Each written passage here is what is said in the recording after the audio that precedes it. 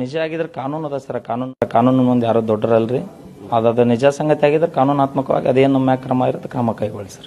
ನಾವು ಅದಕ್ಕೆ ತಲೆಬಾರ್ದು. ಅಪ್ರಾಪ್ತ ಬಾಲಿಕೆ ಮೇಲೆ ನಿಮ್ಮ ಸ್ನೇಹಿತರು 6 ಜನ ಹಲ್ಲೆ ಮಾಡಿದ್ದಾರೆ ಅನ್ನುವಂತ ಆರೋಪ ಕೂಡ ಇರುವಂತದ್ದು.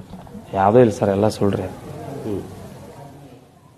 ಇವತ್ತು ನಿಮ್ಮನ್ನ ಎಷ್ಟು ಗಂಟೆಗೆ ಪೊಲೀಸರು ಹಿಡಿದ್ರು? ಎಲ್ಲಿ ಮಹಾರಾಷ್ಟ್ರ ಕೊಂಡಿದ್ರು ಏನು ಹೆಂಗೆ? ಹಾಂ ಸರ್, ಬೆಳಗ್ಗೆ 5 ಗಂಟೆಗೆ ನಾನು ಕ್ಯಾಚ್ ಮಾಡಿದೆ ರೀ.